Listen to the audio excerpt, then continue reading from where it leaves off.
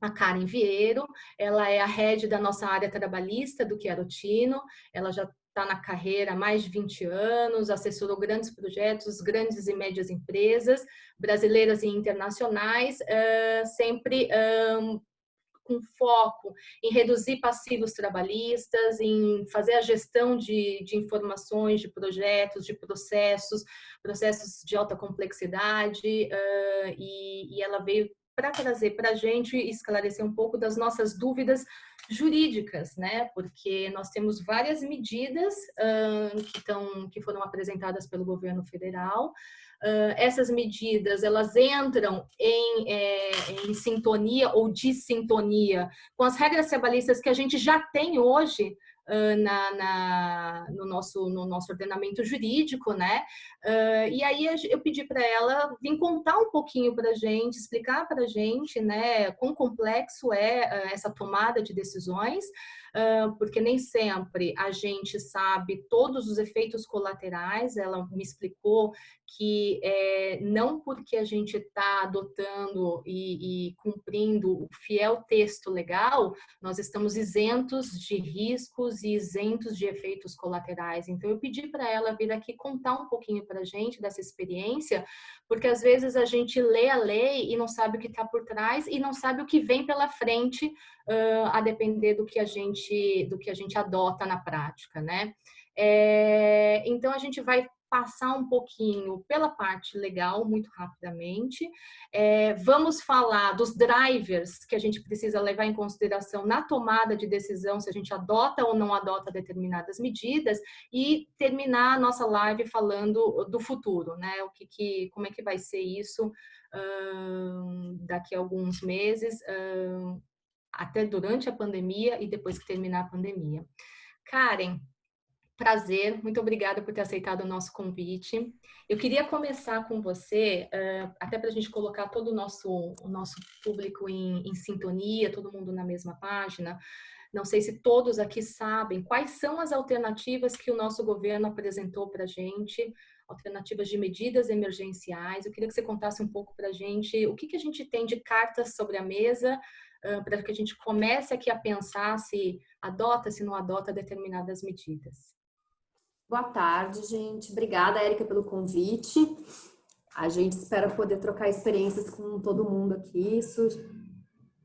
Ou surgirão mais dúvidas, né? Ou esclarecer algumas. Vamos ver o que a gente tem aí para apresentar. Surgir mais dúvidas significa que deu certo.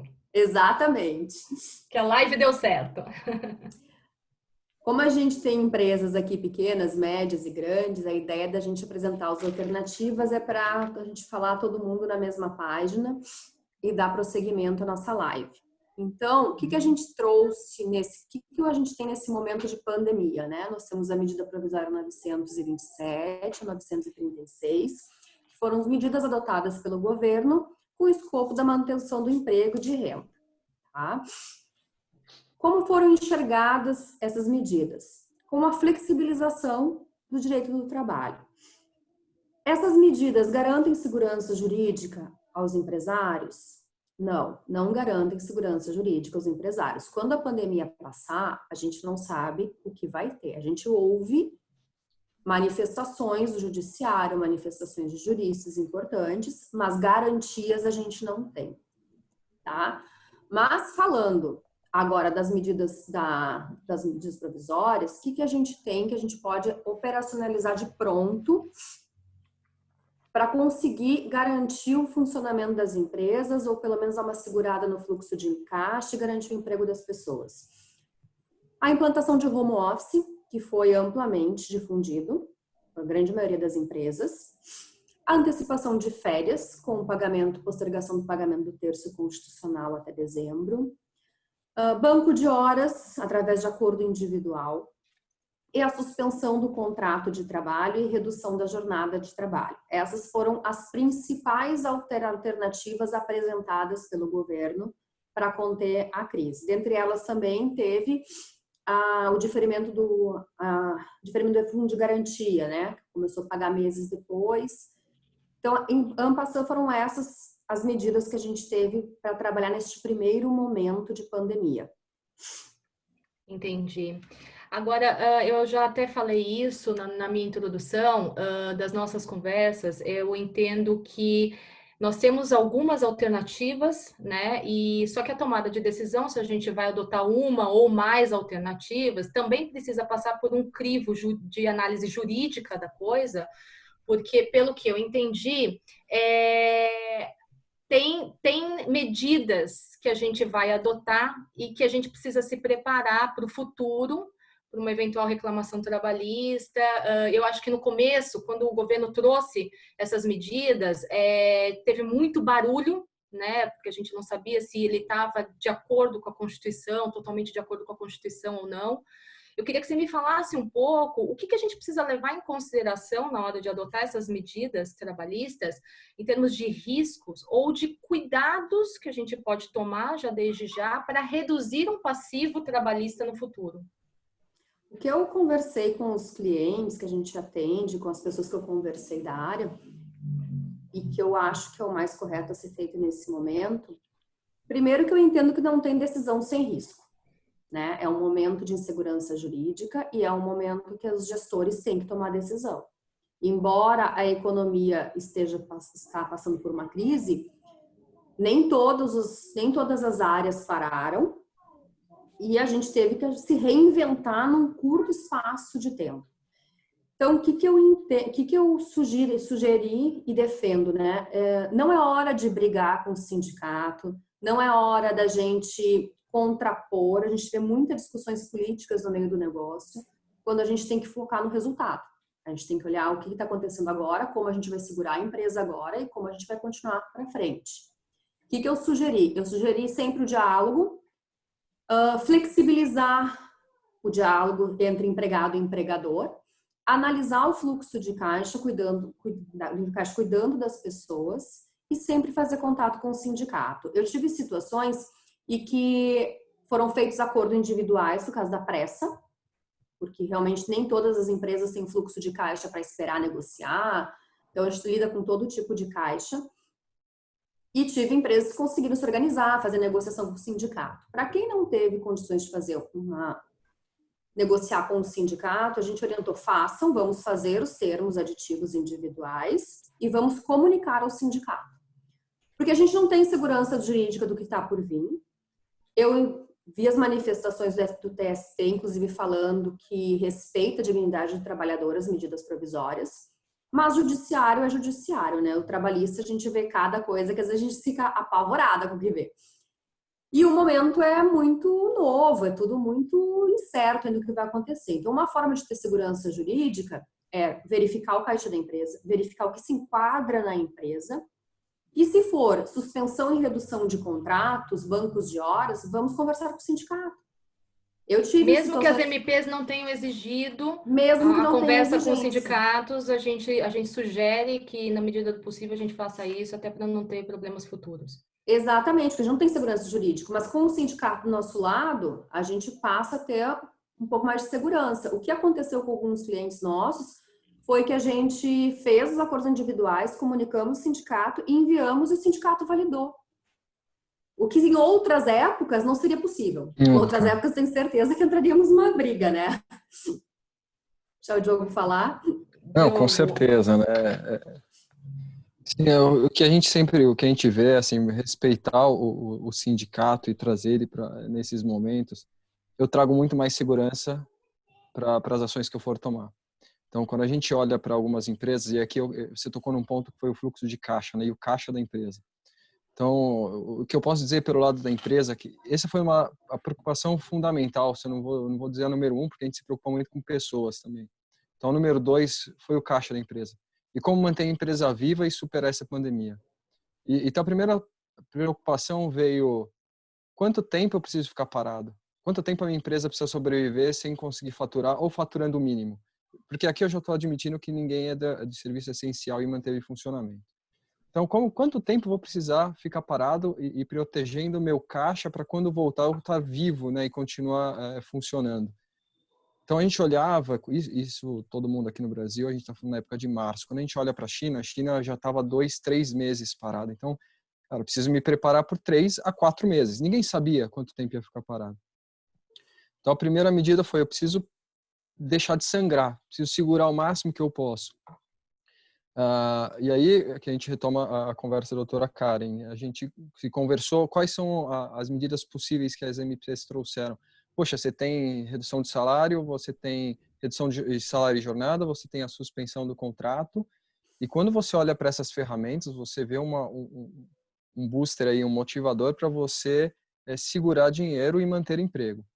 Então, quando você faz um benchmarking, nossa empresa fez benchmark, olhou para os lados, já vimos empresas fazendo redução de salário, suspensão, então eu mantenho a empresa funcionando no mínimo possível, nos 30%, 50%, 75%, ou suspendo o contrato da pessoa, mas eu mantenho ele atrelado à empresa para numa retomada ele volta. E como que isso protege o caixa, né? Primeiro que eu vou deixar de pagar o salário dele numa eventual suspensão. Se a empresa faturar acima do limite dos 4.800.000, eu vou ter que contribuir com 30%. E qual que é a ferramenta que o governo nos deu? Esses 30% são indenizatórios, então é livre de imposto. É dinheiro na veia para o salário da pessoa. Então, quando a gente viu todo esse cenário e eu tenho que privilegiar um pouco o caixa, você pensa, vamos então trabalhar com redução. E aqui é uma das ferramentas que é interessante falar, né? Vamos então pensar em redução de jornada e salário. Então, você reduz a jornada da pessoa, vamos dizer de 50%, eu reduzo o salário da pessoa em 50%. Aí entra um segundo ponto, e aqui eu gostaria também de trazer alguns vieses, né? Então, tem o viés legal, que é o que a alternativa da lei deu. Tudo bem, mas o que é o RH, o financeiro da empresa precisa? Então, o financeiro quer privilegiar a caixa e o RH está pensando nas pessoas. Eu vou ter essa pessoa motivada se eu reduzir o salário dela e a jornada em 50%? Ela vai trabalhar menos, é verdade, mas as contas não diminuíram na mesma razão e na mesma proporção do desconto. Então, o que eu posso, o que eu, como empresa, tenho de ferramenta nesse momento? A primeira ferramenta foi do governo, então ele permitiu reduzir parte do salário, e o governo complementa uma parte, né? Então, o governo, até alguns níveis, ele chega a 90%, ele cobre 90% do que a empresa iria pagar. E esse é um dinheiro, eu digo, que é a fundo perdido. Então, o governo, quando vem e diz, eu complemento parte do seu salário, seus 700, 900 reais por pessoa, ele não está pedindo nada em troca, ele está pedindo 2 meses de estabilidade, que é um valor quase de graça, se a gente comparar outros momentos de layoff que existiram, principalmente nas empresas automobilísticas. Então, se a gente pensar em 2014, 2015, o trade-off, esse pedido que vinha do governo, vinha sindicato, era estabilidade de 1 ano, estabilidade de 2 anos. Né? No momento atual, o governo ele te dá um valor, ele te dá os 900, a complementação, que cai direto na conta do funcionário, que é o benefício emergencial, e ele pede 2 meses, então é quase um dinheiro a fundo perdido, então é um dinheiro que eu posso utilizar. E como que eu mantenho as pessoas felizes? Ele também nos dá a oportunidade de complementar salário, então eu reduzo o seu salário e sua jornada 50%. E cabe à empresa também utilizar uma ferramenta que é complementar o salário dele. Então, muitas empresas complementaram até 70%, então reduziu a 50%, complementa até 70%, complementa até 85%, complementa 100%. E essa complementação é indenizatória. Quando eu digo que é indenizatória, não vai ter nenhum imposto. Então, é dinheiro livre que o funcionário recebe e a empresa paga sem imposto. Então, nisso, você tem um ótimo ganho para o caixa da empresa. Né? Você consegue reduzir no mínimo 25%, chegando a níveis de 60% do seu caixa só utilizando essa ferramenta que o governo te deu. Essa, para mim, foi uma ótima ferramenta. De novo, como a doutora Karen sugeriu, muito importante envolver o sindicato. Então, se a gente olha para os lados, as empresas que mais se preocuparam, elas envolveram o sindicato. E aí, por algumas questões que eu também gostaria de abordar, já entrando no tema da doutora Karen, que é, a MP permitiu a negociação individual? Pô, permitiu, é verdade, mas não para todos os níveis. Ela trouxe algo inédito, que foi uma negociação individual para os hipossuficientes, que ganham até R$3.000, R$3.100, que até então eles eram tidos como o sindicato precisa negociar por eles, porque eles não têm capacidade de negociar, vem a MP e permite. E aí tem um nível desses 3.100 até os 12.000, 2 vezes o teto do INSS, que precisa do sindicato, em todas as esferas, E tem os acima desses dois salários, teto do INSS, que eu posso fazer por acordo individual. Então, como bem disse a doutora Karen, a gente não sabe como os juízes vão interpretar essa lei. Ela foi validada, o STF também convalidou, tudo bem, mas os juízes são autônomos. Então, como que eu melhoro? Eu utilizo a ferramenta, mas como eu melhoro o meu posicionamento com o risco de ações trabalhistas, me posicionando junto ao sindicato? Ou negociando, só que aí eu tenho um tempo, eu preciso ter uma empresa de porte para aguentar esse período de negociação com o sindicato, ou assumindo um certo risco, fazendo acordos individuais conforme o MP permite e depois convalidando com o sindicato. Essa foi uma das ferramentas bem interessantes que a MP trouxe e assim, uma sugestão é utilizá-la, né? Deu um fôlego, né, doutor Diogo? Acho que as Sim. MPs, elas dar um fôlego para as empresas, para os empresários. E acho que, no fundo, acabou ajudando muita gente. A gente tem muito comércio fechado, mas a gente tem muitas empresas que conseguiram se segurar nesse período com essas medidas, né? Acho que foi algo positivo apresentado. Sim, até pela minha função, fiz um giro, uma conversa rápida com diversos sindicatos e a maioria deles já tinha aprovado a MP, ele tinha feito com o patronal uma ACT, né? Ele já tinha definido que ele aceitaria a MP na íntegra, porque tem muitos sindicatos que lidam com lojistas de shopping ou comércios de rua que não tem tempo de negociar. Então, tudo bem, eu aceito na íntegra, basta eles me enviarem, né? E aí você já tem outros de metalúrgico, não, que gostam da mesa de negociação, gostam dessas rodadas de negociação e para puxar elementos para o funcionário que é respeitoso. Mas você vê que diversos sindicatos eles se posicionaram no dia 2, no D2 ou D3. Isso foi bem interessante, algo inédito nessa relação sindical. Você não percebia isso no dia a dia. Eu acho que isso vem e acho que vem para ficar. Eu tive contato com alguns sindicatos que eu mandei o e-mail para agendar reunião, para negociar. Eles me responderam, doutora, cumpre a medida e me manda o acordo pronto. Vamos validar. Olha que coisa inédita isso. Isso é inédito. Só uma pandemia para trazer isso para a gente, né? E aqui eu queria agradecer um pouco da experiência prática que o Diogo está trazendo para a gente e queria só fazer uma ressalva de que toda a opinião que ele está trazendo e compartilhando aqui com a gente é a opinião pessoal dele, não é da empresa, né? Só uma ressalva aqui, coisa de advogado, né? Eu queria passar agora para uma segunda rodada de perguntas, porque a gente já falou das alternativas, a gente já falou como as empresas consideraram todas essas alternativas na hora da tomada da decisão, né? Eu acho que é uma decisão complexa que você toma, levando em consideração vários drivers, né? Drive financeiro, a questão das pessoas, etc. e tal. Acho que a gente já tem um período que já se passou de pandemia, onde a gente pôde já testar algumas coisas na carne, né? E agora a gente tem o governo se pronunciando por uma possível retomada parcial das atividades, né? Estamos falando aqui em meados de junho. Eu queria saber da Karen, do ponto de vista jurídico e prático também, que medidas a gente já pode ir tomando e se preparando para uma retomada de atividades, precauções a gente pode tomar. E do Diogo, eu queria saber, na ordem prática mesmo, né, o que as empresas já fizeram e estão fazendo para essa retomada de atividades. Karen, quer começar? Pode ser. Bom, a gente vive no trabalhista, cada minuto é um flash, né? A gente dorme com um jeito, acorda de outro, mas vamos lá. Gente, agora a bola da vez é doença ocupacional e falar que Covid é doença ocupacional. Bom, vamos retomar o trabalho. Como ficará a doença ocupacional para frente? Pincelando só aqui. Primeiro que doença ocupacional dá estabilidade de 1 ano depois que retorna ao trabalho. Depois que influencia no fator de acidente de trabalho da empresa, que pode aumentar o fluxo de caixa da empresa, tá? Então, eu sou da opinião, não vamos entrar em pânico. Vamos tomar medidas para se prevenir para o futuro, tá? Primeiro que eu não acredito, eu como advogada de empresa não acredito de um, né, que, eu vou sair já de cara entendendo que isso aqui é doença ocupacional. Primeiro, tem que ter nexo de causalidade. Embora tenha sido suspenso o artigo da MP, eu estou falando de direito do trabalho.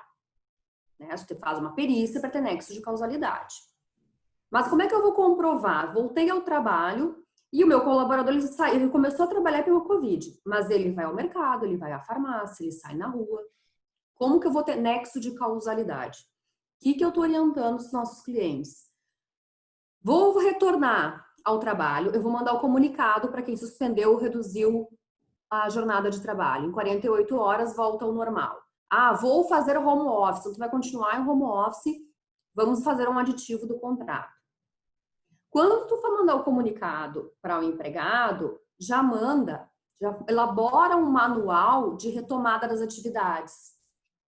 Esse manual de retomada das atividades, o que ele está dizendo para o empregado? Olha, nós estamos preocupados com a saúde de vocês, com a retomada da economia e com os nossos clientes. Então, vocês vão apresentar um manual de retomada junto da ciência e no meio desse manual de retomada, vocês vão ter aqueles chamados grupos de risco. Né? O que eu faço com o grupo de risco?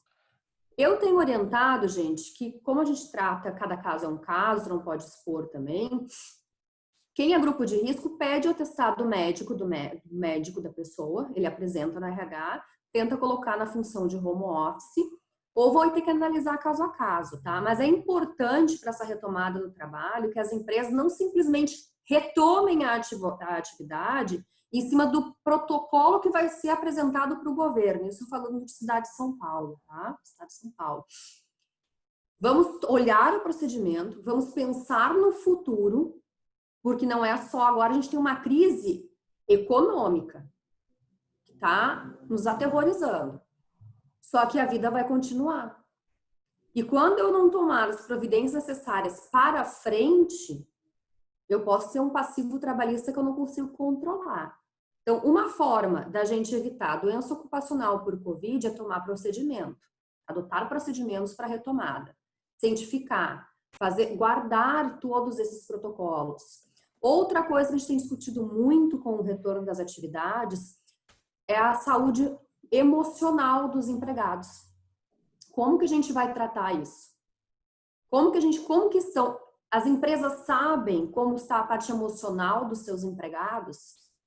Eu tenho alguns escritórios que eu conversei, tem um, inclusive, de um amigo meu, que colocou uma psicóloga à disposição dos advogados e 45% do quadro dele pediu socorro. Então, assim, isso. Esse é um dado interessante para a gente ver como vai ficar. A gente sabe como está o emocional, porque hoje a gente está em casa, a gente tem filhos, a gente está perto da família, a gente tem a rotina e trabalhando muito mais em casa do que nós no escritório. E com uma rotina diversa e sem o contato físico das pessoas. Então, assim, vamos adotar procedimentos, vamos pensar para frente e vamos nos resguardar do que está por vir. Porque a gente vai ter retomada. Hoje a gente está discutindo... E, doutora Karen? Oi? Não, doutora Karen, você comentando sobre o que há por vir e que a gente trabalha muito mais hoje, já é consenso e em conversa com outras empresas que o home office, ou o trabalho remoto, como queira, o vulgo home office, ele veio para ficar. Então, o que se percebeu, né? E aí, me digam quanto tempo eu tenho, que eu não sei quando que estoura o tempo ou não, mas o que a gente percebeu? Todas as empresas que colocavam aquele home office um dia na semana ou duas, que tinha medo de se o trabalho ia funcionar, porque precisava ver o funcionário trabalhando, as pessoas ali, percebeu que funciona, e funciona muito melhor. Então, tem pessoas que até esse problema psicológico que foi retratado é porque as pessoas estão trabalhando 10, 12 horas. Você perdeu, a gente diz que você perdeu o seu tempo do café e o de ir no banheiro. É uma reunião emendada na outra. Começou às 2 da tarde, terminou às 3 começou a outra. A pessoa da próxima reunião não quer saber se você estava numa reunião anterior. E isso vai até a rotina das 6, 7, né? Então, a gente imagina que esse home office veio para ficar. Obviamente, num ambiente em que tudo volte ao normal, então você não vai fazer tantas tarefas de casa, porque isso vai ser dividido, vai ter outras pessoas te ajudando, aquele núcleo familiar, ele volta a se resolver. E o home office, ele fica implementado não mais como uma alternativa, mas como algo fixo nas empresas, né? E aí é importante também que eu venho conversando com várias empresas do ramo imobiliário, que o escritório, a empresa continua igual, a indústria, né, fábrica continua igual, Claro. mas o escritório, ele muda a sua função. Então, em vez de ser o lugar em que as pessoas vão para trabalhar, não, vai ter uma função um pouco mais social. Ela vai lá porque tem uma reunião importante. Vai lá porque precisa falar pessoalmente com alguém. E o trabalho ela vai fazer de casa. E aí você começa a ver notícias de grandes empresas. Saiu, acho que hoje ou ontem, uma grande empresa do ramo automobilístico já dizendo, olha, o home office veio para ficar. As pessoas vão trabalhar no escritório de 2 dias e meio, no máximo, na semana, né? Então, esse trabalho veio para ficar. Eu estou vendo aqui alguém perguntando a atividade que não comporta home office. Esse, eventualmente, então eu posso dizer até por conhecimento próprio, fábrica, indústria, não comporta home office. As pessoas vão trabalhar de lá. Vão ter medidas excepcionais? Vão. Como que toda a indústria está se preparando? Primeiro, os protocolos que os estados estão emitindo. Acho que isso é básico. Você vai ter que atender o protocolo porque isso é legal. Mas é muito importante você ir além. Porque a gente vai ter sindicato olhando a gente vai ter o Ministério Público do Trabalho, a gente vai ter o Ministério do Trabalho olhando. Então, se a gente conseguir ir além, colocar protocolos, distanciamento entre pessoas, maior quantidade de limpeza das mãos, lavatórios, álcool gel, máscaras. Então, esses itens e como eu faço essa retomada da indústria ou dos trabalhos que não permitem o home office, vai ser muito importante eu estabelecer protocolos e seguir esses protocolos. E, de novo, nada do que foi será de novo do jeito que foi um dia. Cara, não vai ser, vai mudar. Vai mudar a função dos escritórios, exato, a função da empresa, da indústria. Eu vou ter que adotar outras formas e outras sistemáticas para as pessoas trabalharem. E aqui falando um pouco... Oi, Karen, pode falar. Só para complementar, eu acho que a gente está vivendo um momento de transição, né? Se quebraram muitos paradigmas nesse meio do caminho que a gente está agora, e muito rápido. Eu acho que, como o Diogo falou, assim, protocolos. A gente vai ter que cumprir protocolos, ter controle dos protocolos e apresentá-los. Tem que tomar as medidas sanitárias de segurança de saúde dos empregados. Nem todo mundo vai poder ficar em home office, é bem como o Diogo falou. Então, por isso que até que eu digo, vamos fazer protocolos, vamos fazer um manual, vamos ensinar as pessoas como elas vão trabalhar daqui para frente e mostrar que nós, empregadores, estamos nos responsabilizando e preocupados com a saúde de todos e com o bom andamento do trabalho. É isso que a gente vai fazer daqui para frente. Isso já faz prevenção, porque a prevenção, a partir de agora, ela não vai ser só econômica. Nós vamos ter que nos preocupar com a prevenção da saúde das pessoas. As coisas mudaram. E a forma de ver o retorno, ele precisa ser mudado também nesse paradigma que foi quebrado. E nesse aspecto, Karen, eu queria emendar minha última pergunta para vocês e depois abrir para as perguntas dos nossos convidados, porque aqui a gente está falando de uma retomada parcial das atividades, como é que a gente lida com as questões trabalhistas e de trabalho dentro ainda da pandemia, né? Eu queria saber um pouco da opinião de vocês do pós-pandemia. Né, eu acho que, como vocês falaram, a gente tem algumas medidas, algumas alternativas na mesa, algumas delas protegem o caixa da empresa, né?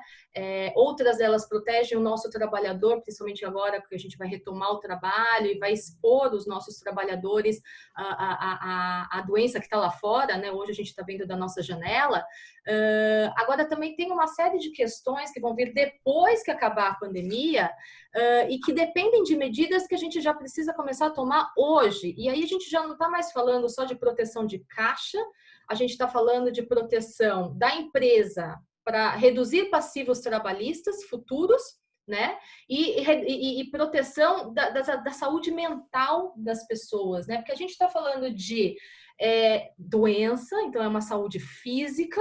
A gente está falando de doença financeira, a saúde financeira da empresa e dos trabalhadores, e também agora a saúde psicológica nossa. Então, acho que tem uma série de questões que a gente já precisa tomar agora e que são medidas que eu entendo que não dependem de desembolso de caixa e que podem ajudar a gente, talvez não como as medidas do governo de aliviar o fôlego de caixa, mas talvez diminuir passivos trabalhistas, que isso também afeta o caixa da empresa, né?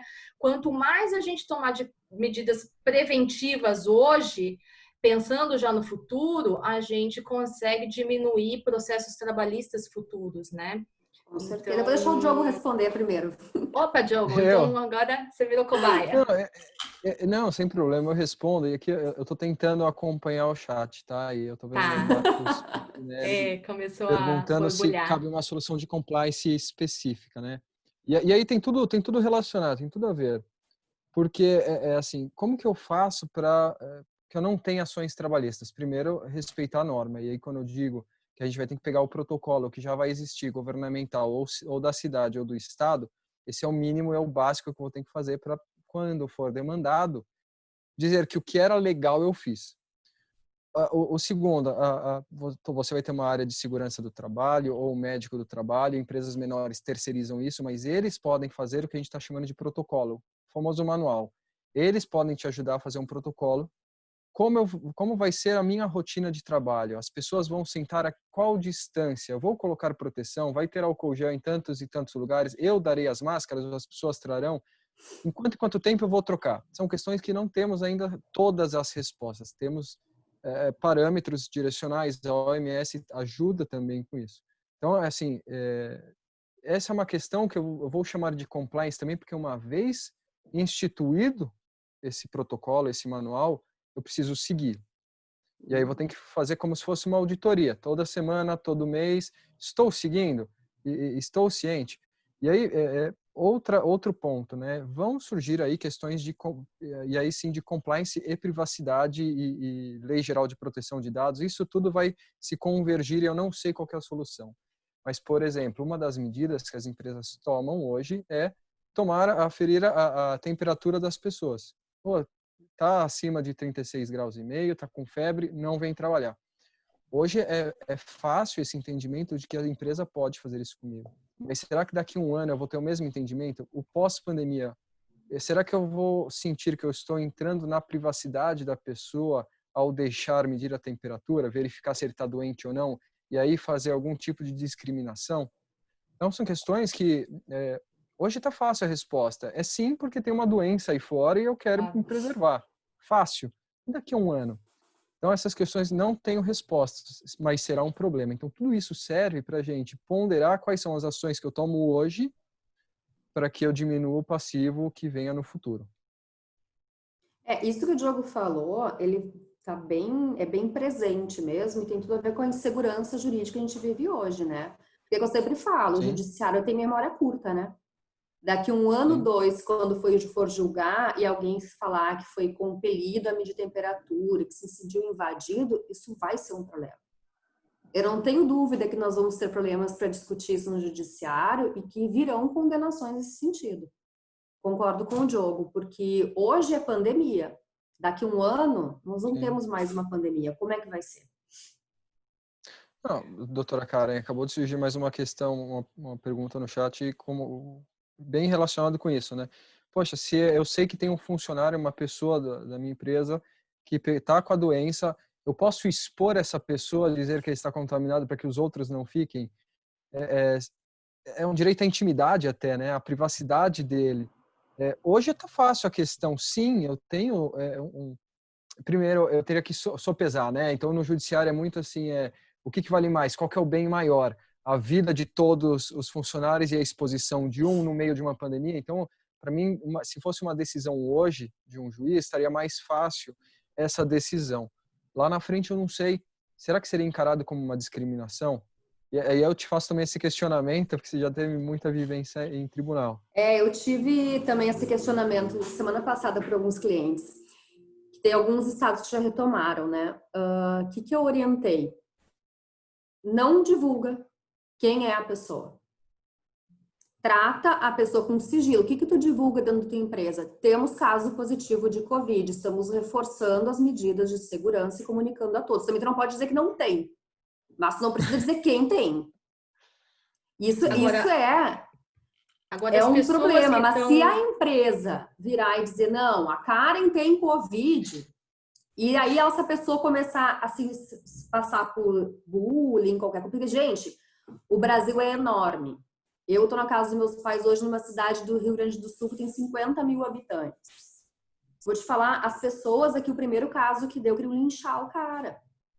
Então, assim, tu tem que tomar cuidado, porque nem Sim. todas as empresas, e a gente tem chão de fábrica nas grandes empresas também. A gente não sabe como as pessoas vão se comportar. Então, a minha orientação sempre foi: comunica, reforça o procedimento, o protocolo foi feito para ser cumprido, não é só para cumprir regra, né? E mantém sigilo da pessoa. Se a pessoa quiser falar ou não, a mesma coisa. Chegou um colaborador na empresa, tá se sentindo mal, não precisa dizer para todo mundo, tá se sentindo, afasta ele, encaminha para o médico, acompanha ele, dá as orientações para que ele seja tratado da melhor forma possível. É isso que eu estou orientando. Karen, a gente tem mais uma pergunta aqui relacionada ao home office. Eles estão perguntando se a gente precisa aditar o contrato de trabalho dos funcionários para a formalização do home office. Acho que hoje uma das medidas, uma das alternativas que a gente tem na mesa é a questão do home office, que já era uma coisa que já existia, mas agora ficou muito mais forte, né, nas empresas. E se esse aditivo ele tem que prever a eventualidade e pontualidade de momentos os quais será necessário encontros presenciais. Olha, a gente tem feito aditivos. Primeiro que tem que fazer o aditivo. Tá? E vai deixar, tem que fazer, estipulando home office, tem que cumprir os requisitos do home office, como o material que tem que ser disponibilizado, tem uma série de requisitos lá que tem que ser cumpridos, tá? Uhum. Eu não tenho colocado, nos termos que eu fiz, até agora não me pediram, datas específicas de comparecimento. Até porque eu entendo que o home office tem a possibilidade de comparecer à empresa. Tá? Uhum. O que eu tenho visto de dificuldade, inclusive de empresas de varejo grande, que eu tenho alguns colegas que a gente conversa, controle de ponto. Gente, o que estão apanhando para fazer o controle de ponto de home office, das pessoas de escritório que antes tinham controle, porque só cargo de gestão que não tem controle. Não estão fazendo, estão com o termo aberto. Tem gente fazendo controle de papelzinho e mandando em planilha. Eu estou falando de empresa grande, não estou falando de empresa pequena. Tá?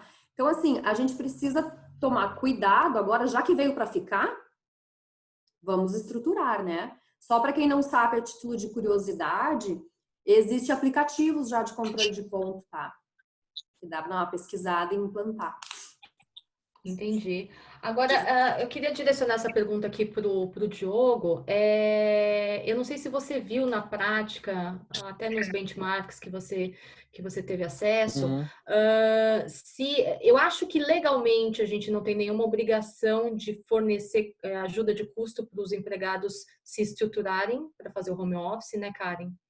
Uhum. Mas eu sei de casos de empresas que abriram linhas de crédito para os seus funcionários poderem adquirir equipamentos para poder estruturar em casa uma mínima infraestrutura de home office. Eu sei que esse assunto, eu sei que ele é super complicado e que Sim, dá uma outra live. Aliás, se os nossos convidados sim.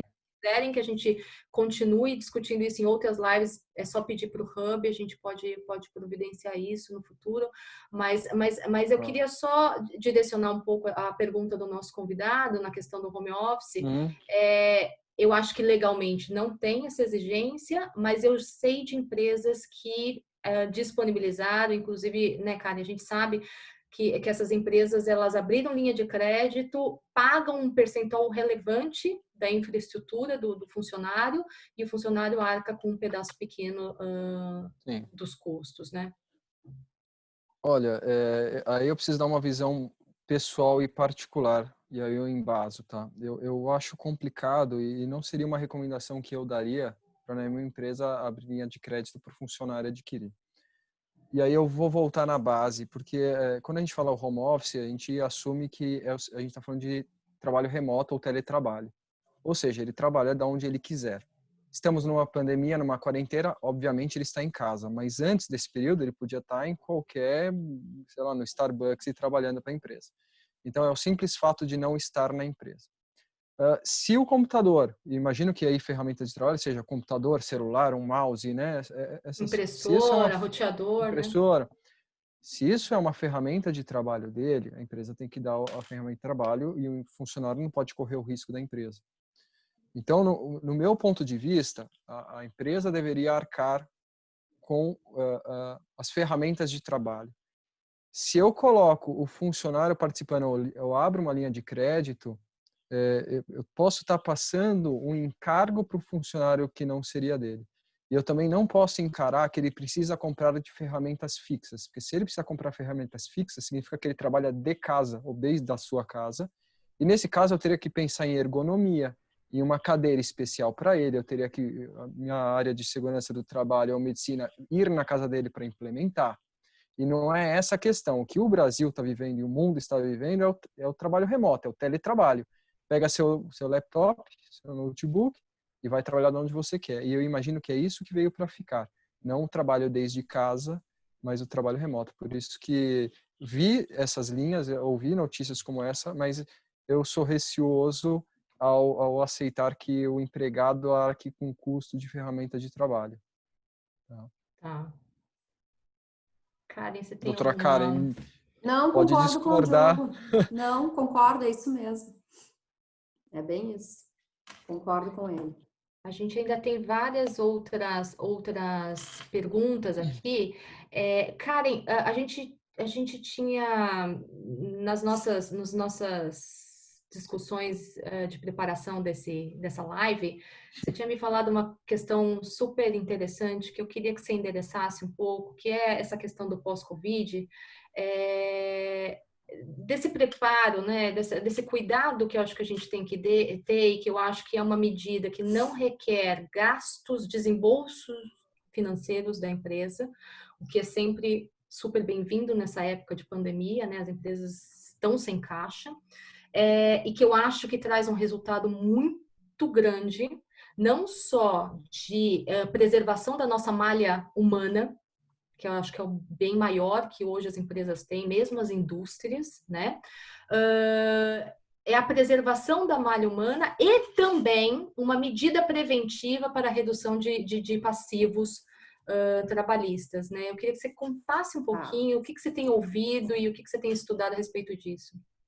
Eu tenho uma posição sobre isso com as pessoas que eu converso, tá? E que eu discuto o assunto. E como eu falei antes, eu acho que a gente teve uma quebra de paradigmas, nós temos uma mudança de comportamento nas relações do trabalho. Eu não acho que o contato físico ele vai deixar de existir, quer dizer, eu tenho certeza. Não, ele pode diminuir, mas deixar de existir não. E as empresas precisam cuidar das relações, porque agora nós vamos começar a ter relações mais distantes, com certeza. Então, assim, onde a gente vai investir? Como os gestores vão tomar decisões? Porque antes a gente estava na sala do lado. Na maioria dos lugares hoje mais modernos são open spaces, né? A gente chega um do lado do outro, um computador do lado do outro, todo mundo ali, tomou decisão, compartilhou. E agora, como vai ficar, né? Então, a primeira coisa que eu acho que a gente tem que ter cuidado é tomar decisões claras e objetivas. Como eu falei para a Érica antes, acabou aquele negócio que a gente ia para fazer coach e perguntava, o que você quer ser daqui 5 anos? Acabou. A gente vai pensar, como é que a gente vai trabalhar esse ano, daqui 2 meses? Eu vou tomar uma decisão hoje, meses, né? Eu não sei se amanhã eu não vou ter que acordar e ter que mudar minha decisão como gestora da empresa. Sim. Nada mais vai ser assim, é isso e pronto, vamos ver. Não, vamos ver se amanhã eu vou ter que acordar e não vou ter que mudar. É isso que a gente está vivendo hoje. Então, assim, primeira coisa, é cuidar das pessoas. As grandes empresas têm RH, têm departamento de pessoal, né? Já tem uma estrutura dentro da empresa que cuide de todos esses pontos. As pequenas empresas não têm, mas nem por isso precisam investir recursos financeiros para tomar providência. É que nem eu falo, eu tenho uma empresa lá pequenininha, tem 5 funcionários, eu tive que reduzir jornada ou suspender. Custa pegar o telefone e ligar, olha só, como é que tá? Ah, vamos fazer uma live, vamos conversar, ver como é que tá? São pequenas atitudes que a gente começa a manter o vínculo e o cuidado com as pessoas. Eu comentei mais cedo que eu disse o seguinte, Quantas vezes a gente não vê aí pessoas que ficam 20, 30 anos na mesma empresa, 5 anos na mesma empresa ou 10 anos, que nem todos os direitos são cumpridos, mas elas não demandam com passivo trabalhista porque elas têm amor à camiseta, elas têm orgulho de trabalhar naquele lugar, porque elas são cuidadas. Então, agora chegou uma fase que a gente precisa cuidar do instrumento humano. Não existe empresa sem pessoas. Isso já era uma tendência que existia antes da pandemia, de uma valorização dos soft skills e dos projetos de gestão de pessoas, né? E eu acho que na pandemia isso cresceu absurdamente. As empresas que ainda não estão pensando nisso, eu acho que precisam pensar. Isso é uma medida de proteção da empresa contra processos trabalhistas, porque quando você coloca todo mundo no mesmo barco e todo mundo enfrentando uma crise juntos, né, você cria um vínculo de lealdade entre todo mundo. Exatamente. Que depois você leva isso para a eternidade, né? Gente, o que a gente mais vê é processo trabalhista com raiva, com receio, as pessoas saem tristes porque não foram valorizadas. Às vezes não é só porque não pagou a hora extra deles, mas eles acharam aquela hora extra que foi entrar e na verdade o que eles estão é se sentindo menosprezados. Quem trabalha com processo trabalhista, eu trabalho há anos sempre com redução, tu para ver o processo, conversar com a outra parte, fazer uma audiência, é ressentimento puro a maioria das vezes. Então assim, tem que cuidar das pessoas. Quem não olhava para as pessoas, que a gente fala fluxo de caixa. Gente, passivo trabalhista quebra a empresa. Uma empresa Exato. saudável, ela tem 2%, 3% de passivo trabalhista do quadro dela. Esse é um dos passivos que chega nas pessoas físicas dos acionistas, né? Exatamente. Ele ultrapassa a personalidade jurídica. Nós temos mais duas perguntas. Acho que a gente pode falar muito rapidamente, porque a gente já estourou o nosso tempo aqui. A primeira pergunta é: qual a opinião de vocês em relação à aplicação do artigo 486 da CLT? Por conta da pandemia, né? Já podemos ver notícias de algumas empresas fazendo demissões com base nesse artigo, porém, a meu ver, dificilmente será aplicado. Então, acho que a gente pode cuidar aqui bem rapidamente dessa pergunta e depois tem só mais uma e a gente termina a nossa live. Posso falar. Apesar de não ser especialista na área, eu acho isso muito difícil. A gente está falando, pessoal, só para quem não sabe, é do artigo do fato do príncipe, ou seja,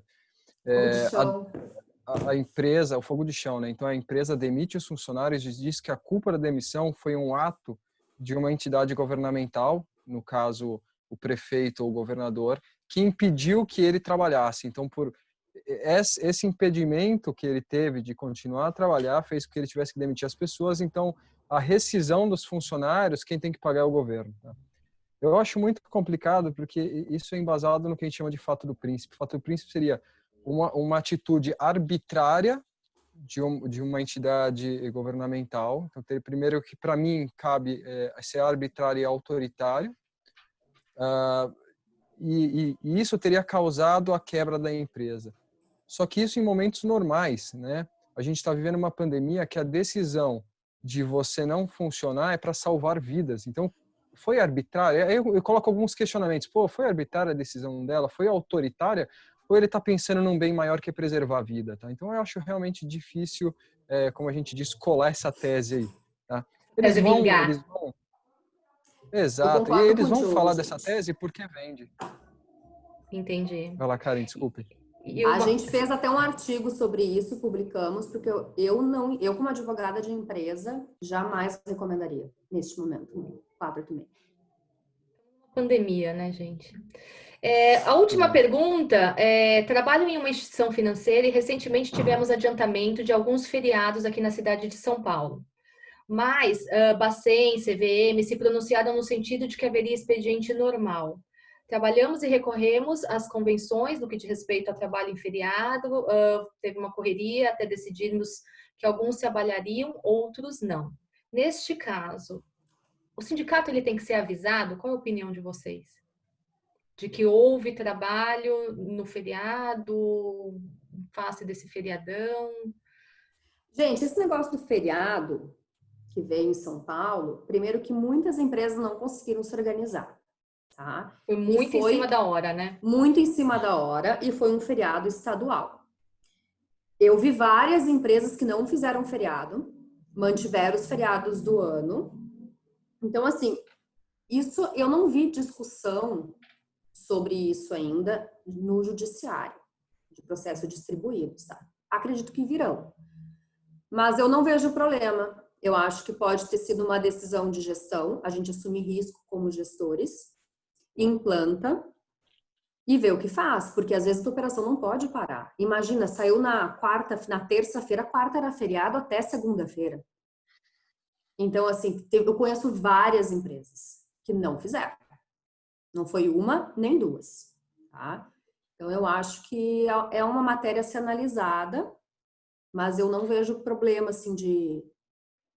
Mas posso colocar uma pitada de maldade aí nessa Pode, pergunta? deve. Sempre. Assim, de novo, eu converso com bastante gente, muitos advogados de outras empresas. E primeiro, eu acho que essa questão do feriado, de novo, o fato do príncipe, ele quis antecipar feriado, então ele tornou aquele dia feriado. Eu posso trabalhar em feriado? Diversas convenções coletivas não permitem trabalhar em feriado, só permitem pagando hora extra. Quer trabalhar? Paga hora extra. Ou diminui o efetivo e deixa o que é essencial para a manutenção da empresa, para ela não, né, não apagar a luz dela. Então, e aí eu entendo que eu respeito. Agora, e as empresas que entraram com medidas ou acionaram o que a MP permitiu de redução de jornada ou suspensão? Então, quando você reduz a jornada, ele não diz que você não pode fazer hora extra, mas está implícito, porque se eu precisei reduzir jornada de uma pessoa, de um funcionário, é porque ele não precisa trabalhar além daqueles 30% ou 50%. Se precisou, eu não tenho que pagar com hora extra, tenho que cessar, acabar com essa redução de jornada e trazer ele para a jornada comum. Como foi feriado e se a pessoa trabalhou, ele tem que receber como hora extra. Aí tá uma maldade dobrada. Aí tá uma maldade entre governo federal e estadual que pode trazer risco trabalhista. Porque se ele está em redução de jornada, não poderia trabalhar naquele dia, porque se trabalha é pago como hora extra. E a lógica é de que se eu tenho redução de jornada, não pode ter hora extra. E diversas convenções ou sindicatos, quando aceitaram também fazer a redução de jornada, eles escrevem explicitamente não pode fazer hora extra. Tá? Então, apesar da MP não descrever, é algo implícito, né? Você traz pela lógica e diversos sindicatos colocam. Então, você também fica com uma questão, e essa é a pitada da maldade. Então, foi feriado? Foi, porque uma lei decretou que aquilo era feriado. Feriado tem que pagar hora extra, mas eu tenho outros contratos aditivados que não permitiam fazer hora extra. Então, essa é uma confusão que eu acho que traz um pouco de passivo. Não traz muito, porque foram poucos dias. Então, para você também entrar com uma ação trabalhista, você tem que ter um valor razoável para poder... Que justifique, né? Que justifique entrar. Mas é aquela discussão, né, Diogo? Tá bom, tô com a jornada reduzida, mas eu trabalhei quarta, quinta, sexta e segunda-feira. Eu vou ganhar dobrado o valor da jornada reduzida? A gente ficou com um limbo processual aí que a gente não vai saber muito bem como lidar com isso, né? Eu vou falar a verdade para vocês. Quem me questionou e trabalhou, eu mandei pagar como feriado. Dobrado. Mas segurança jurídica. Exato, mas aí tá seu ponto, né? Reduz o núcleo ao mínimo necessário e paga como hora extra. Exatamente. Assim, não tem outra saída se você quiser preservar, de novo, o seu caixa no longo prazo, diminuir a quantidade de ações trabalhistas ou de pedidos que podem fazer. Ou assume gente, risco, né? A gente super estourou o nosso tempo aqui, mas foi muito bom. Estouramos porque teve audiência e o pessoal perguntou e a gente quer direcionar todas as dúvidas de todo mundo. Eu queria abrir só uns últimos minutos para vocês darem as suas palavras finais e queria agradecer muito a presença de vocês. Foi excelente todo esse processo de produção dessa live. Adorei a experiência. E aí eu dou as últimas palavras para vocês e todo mundo aqui está agradecendo. Acho que o pessoal gostou. Muito, muito legal. Obrigada. Karen, quer começar? Suas palavras finais? Obrigada pela oportunidade. É hora de nos reinventarmos mesmos, tomarmos decisões a curto prazo, e olhar para o lado, né? Olhar para quem está do lado, quem está com a gente. E os tempos mudaram, gente. Tecnologia está aí, o ser humano não pode ser esquecido no meio dela. É isso. Relações trabalhistas mudaram já. Eu queria também agradecer o convite, fiquei muito honrado com o convite. Já trabalhamos juntos há algum tempo, confio muito nas opiniões e posicionamentos do escritório da doutora Karen. E, mais uma vez, obrigado pelo convite. Queria só terminar com uma frase que alguém colocou no chat, já voou para cima, não consegui ler, mas era: a COVID só antecipou algumas mudanças que já aconteceriam naturalmente, né? É A gente isso, conversou muitas muito mudanças disso. vieram para ficar. Nossa, Tá aqui, alguém colocou aqui no chat, eu não perdi porque subiu. Mas é isso. Muito bom, gente. Muito obrigada. Obrigada a todos que participaram. Espero que tenham gostado. Na nossa próxima live, a gente vai falar de mediação e arbitragem. É um assunto também super hot que está em alta, Ótimo. principalmente nesse período. Diogo, a gente espera a sua participação em todas as nossas outras lives. A gente adorou ter você aqui com a gente. Fico à disposição. Muito, muito obrigada a todos e a gente se vê na próxima quarta-feira. Um beijo. Obrigada, gente. Boa noite. Tchau, Boa tchau. noite. Tchau, tchau. Boa noite.